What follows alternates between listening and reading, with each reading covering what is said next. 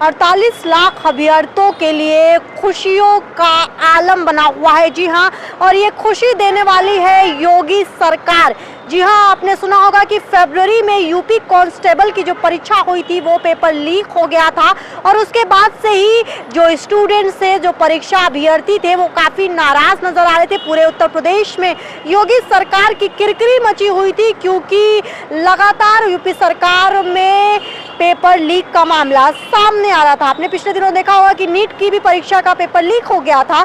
इसी तरीके से फरवरी में परीक्षा हुई थी यूपी कांस्टेबल की, जिसपे करीब 48 लाख बच्चों ने जिसको एग्जाम के रूप में दिया था, लेकिन ये पेपर लीक हो गया और सरकार के द्वारा ये कहा गया कि दोबारा एग्जाम होगा, आप हम पे यकीन रखिए। और अब सरकार की कथनी और करनी में कोई समानता और असमानता आपको दिख रही है कि नहीं, क्योंकि जब सरकार ने कहा कि जब री एग्जामिनेशन होगा फरवरी में, तब अब अगस्त में डेट आ गई है। यानी कि सरकार जो कहती है, उत्तर प्रदेश की सरकार, योगी आदित्यनाथ जो कहते हैं वो करते भी नजर आ रहे हैं। उनकी कथनी और उनकी करनी में बहुत ज़्यादा अंतर नजर नहीं आ रहा है। अगस्त में डेटा शेड्यूल आ गया है। आपको बता दें कि 25 तारीख से ये एग्ज़ाम होगा, 5 दिनों तक ये एग्ज़ाम चलेगा और 48 लाख बच्चे जो इंतज़ार कर रहे थे, उम्मीद की निगाहें योगी सरकार पर थी, क्योंकि बीच में इलेक्शन भी 2024 का सेंट्रल गवर्नमेंट को लेकर के था।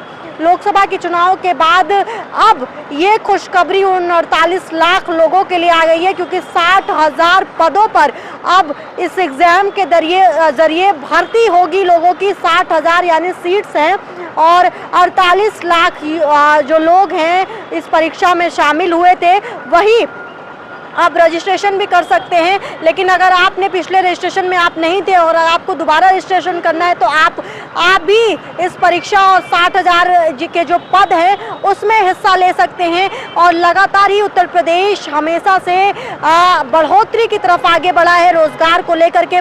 तमाम सरकारें ये बात कह रही थी उत्तर प्रदेश की सरकार को, योगी आदित्यनाथ को, कि रोजगार के मामले में ये सरकार फेल है। लेकिन लगातार योगी आदित्यनाथ ने ये बात कही थी कि अगर पेपर लीक का मामला सामने आया है तो वो हमारी सरकार में ही आया है। पेपर लीक अगर हुआ भी है तो वो पेपर लीक हो रहा है, ये पता चल भी रहा है, तो क्योंकि हमारी सरकार है इस वजह से पता चल रहा है। पूर्ववर्ती सरकारों में ये सब बातें नहीं थी। अगर पेपर लीक होता था तो मामले सामने ही नहीं आते थे। लेकिन हम पेपर लीक के मामलों को पकड़ भी रहे हैं और री एग्जामिनेशन भी कराएंगे। तो अब जब री एग्जामिनेशन यूपी कांस्टेबल भर्ती के लिए 60,000 पदों की ये भर्ती है और ये मामला अब सामने आया था जब, लेकिन री एग्जामिनेशन को लेकर के उत्तर प्रदेश की सरकार वापस आई है, तो ये देखना होगा कि रोजगार के मामले में, क्योंकि 2027 के चुनाव भी अब नज़दीक हैं, कहीं ना कहीं उसको भी देखते हुए सरकारें अपने आप को तैयार करने की कोशिश कर रही हैं। और कहीं ना कहीं उत्तर प्रदेश में योगी आदित्यनाथ पे जो एक काला धब्बा लग रहा था रोजगार को लेकर के, महंगाई को लेकर के, उसको भी खींचने की कोशिश की गई है योगी आदित्यनाथ के द्वारा। क्योंकि हमने आपको बताया कि कैसे मेडिकल के फील्ड में भी वो सब सेंटर्स बनवा रहे हैं अलग अलग जिला अस्पतालों में, और अब रोजगार को लेकर के इस तरीके की बात सामने आई है।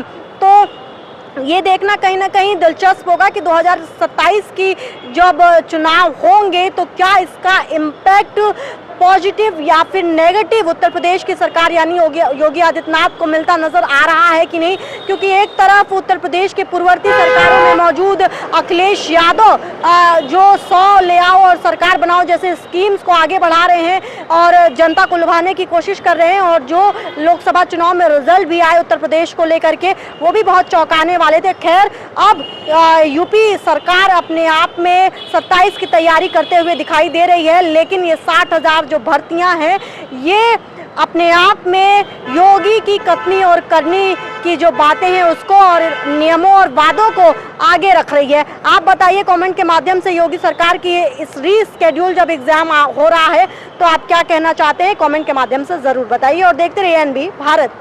पूर्वांचल का पहला NBA मान्यता प्राप्त संस्थान KIPM GIDA Gorakhpur quality education और बेस्ट प्लेसमेंट के लिए राष्ट्रीय और अंतर्राष्ट्रीय पुरस्कारों से सम्मानित। Admissions open in BTech, MTech, Polytechnic, D Pharma, B Pharma, M Pharma, BBA, BCA, MBA और MCA. Contact KIPM GIDA Gorakhpur.